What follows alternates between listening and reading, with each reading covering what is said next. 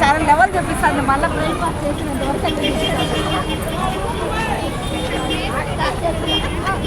बोलो गीता माता की, श्री कृष्ण भगवान की, पूज्य श्री चिन्मयानंद गिरी चिन्मयानंद सरस्वती स्वामी वारी की, भारत माता की जय श्री राम, जय श्री राम, जय श्री राम। जगद्गुरुవులు परमहंस परिव्राजकाचार्युలు బ్రహ్మీభూత సద్గురు శ్రీ శ్రీ శ్రీ చిన్మయానంద స్వామి వారి దివ్య చరణార విందములకు హృత్పూర్వక ప్రణామాలు అర్పించుకుంటూ, అదేవిధంగా ఈ వేదికను అలంకరించినటువంటి పూజ్యపాదులు శ్రీ దుర్యానంద స్వామి వారు, పూజ్య శ్రీ విరజానంద స్వామి వారికి హృత్పూర్వక ప్రణామాలు అర్పించుకుంటూ, భక్త మహాశైలారా,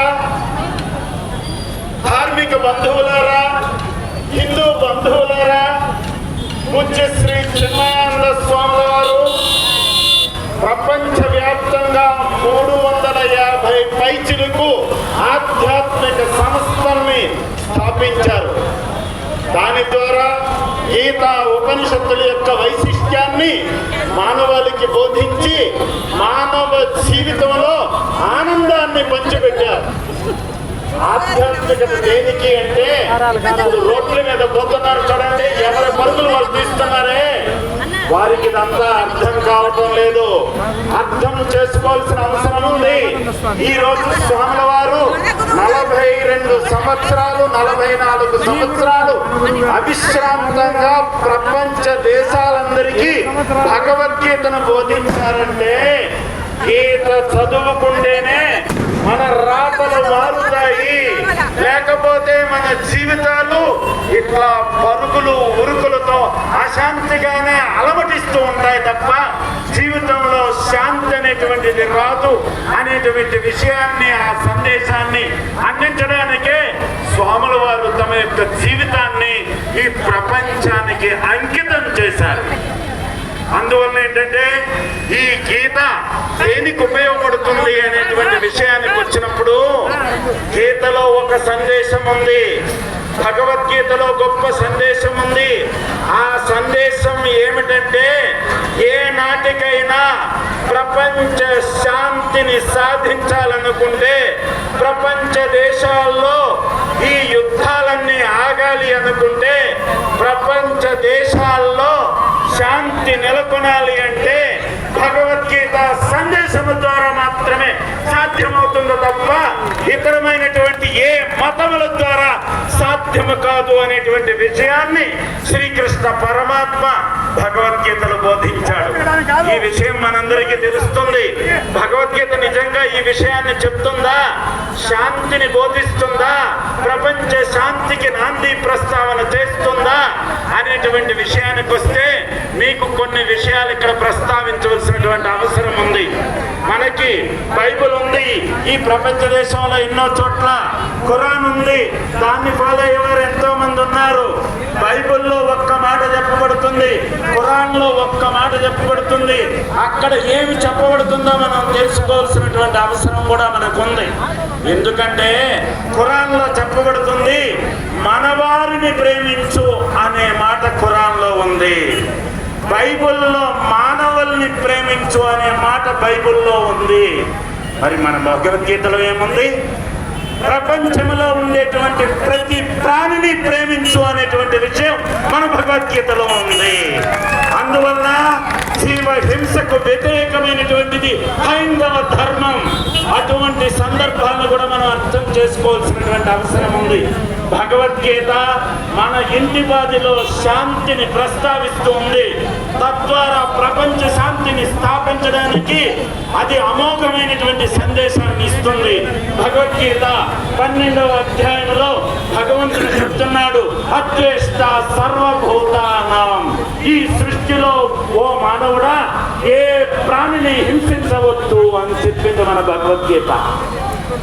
మరి ఆ విధంగా అద్వేష్ట సర్వభూతానాం అంటే ఏం అర్థం చేసుకోవాలి అంటే, అత్తా కోడల్లో అన్యోన్యతతో ఉండడమే నిజమైనటువంటి వేదాంతం, నిజమైనటువంటి భక్తి అనేటువంటి విషయాన్ని మన భగవద్గీత బోధిస్తుంది. అన్నదమ్ములు ఆత్మీయతతో బ్రతకడమే భగవద్గీత మనకు బోధిస్తుంది. తండ్రి బిడ్డల ఆత్మీయతతో బ్రతకడమే మన భగవద్గీత బోధిస్తుంది. మన ఇంటిలో పాది కనీసం మనమైనా ఒకరినొకరిని ద్వేషించుకోకుండా సంసారంలో శాంతిగా బ్రతకండి, అప్పుడే మీరు భక్తులవుతారు, భగవంతుడికి సేవకులు అవుతారు అని చెప్పి మన భగవద్గీత బోధిస్తుంది. సోదరులారా, హిందూ బంధువులారా, ఈ రోజు సమాజంలో ఏం జరుగుతుందో చెప్పండి. మీరు హింసను ప్రోత్సహిస్తే నా భక్తులవుతారని కొంతమంది నమ్ముతున్నారు. కొంతమందిని ప్రేమిస్తే, కొంతమందిని ద్వేషిస్తేనే నా భక్తులవుతారని ఇతర మతాలు ఏవేవో చెప్తున్నాయి, ఎడారి మతాలు. అందువల్ల మన భగవద్గీత మనకి ఏం చెప్తుంది? భగవద్గీత నిత్య సత్యాన్ని ఆవిష్కరిస్తుంది. మానవాళ్ళనే కాదు, సృష్టిలో ప్రతి ప్రాణిని ప్రేమించడం నేర్చుకున్నప్పుడే మీరు నా భక్తులవుతారు అని మన కృష్ణుడు మనకి సందేశాన్ని అందిస్తున్నాడు. ఈ కృష్ణుడు అందించుస్తున్న సందేశం గొప్పదా? అదేవిధంగా క్రీస్తు అందిస్తున్న సందేశం గొప్పదా? యెహోవా అందిస్తున్నటువంటి సందేశం గొప్పదా? అల్లా అందిస్తున్న సందేశం గొప్పదా? ఈరోజు ప్రపంచ దేశంలో ఉండేటువంటి మానవాళి అంతా గుర్తించవలసినటువంటి అవసరం వచ్చింది. ఈ అవసరాన్ని గుర్తించే ఆ రోజు 1951లో చిన్మయానంద స్వామి గారు హిందువులందరినీ శాంతికాములుగా తయారు చేయాలి, జీవితాన్ని ఉద్ధరించేటట్టుగా తయారు చేయాలి, వీరందరినీ మన ధర్మంలో ఉండేటట్టుగా చేయాలి అని ఆశ్రమాన్ని స్థాపించి ఈ భగవద్గీతాది ప్రబోధాన్ని అందించారు. మీకు తెలుసా, చిన్మయానంద స్వామి గారు ఒక అభినవ వివేకానంద. వారు కలం విప్పారంటే ప్రతి ఒక్క వ్యక్తి వారికి సరెండర్ కావాల్సిందే. అటువంటి వాక్చాతుర్యం ఉండేటువంటి వారు. ఒకప్పుడు బొంబాయిలో క్రైస్తవ మహాసభలు జరిగాయి. ఆ సభల్లో అక్కడికి వచ్చినటువంటి పోపు రాబోయేటువంటి, ఆ సభకు రాబోతున్న పోపు ఒక ప్రకటన చేశాడండి. ఈ సభల్లో, ఈ క్రైస్తవ సభల్లో 250 మంది హిందువులను క్రిస్టియన్లుగా మార్చబోతూ ఉన్నాము అని వారు ప్రకటన ఇచ్చారు ఆ పోపు గారు. మరి మన చిన్మయానంద స్వామి గారు ఏం చేశారు తెలుసా? దాన్ని ధీటుగా కుక్క కాటుకు చెప్పు దెబ్బన్నట్లుగా అదే సమయానికి నేను 500 మంది క్రిస్టియన్లను హిందువులుగా మార్చుతానని ప్రకటించినటువంటి ధీరోదత్త చరిత్ర, ధైర్యము, హిందూ ధర్మాభిమానము, హిందువుల యొక్క చరిత్రను ఉదాత్తంగా మార్చగలిగినటువంటి శక్తి కలిగినటువంటి వారు మన చిన్మయానంద స్వామి గారు.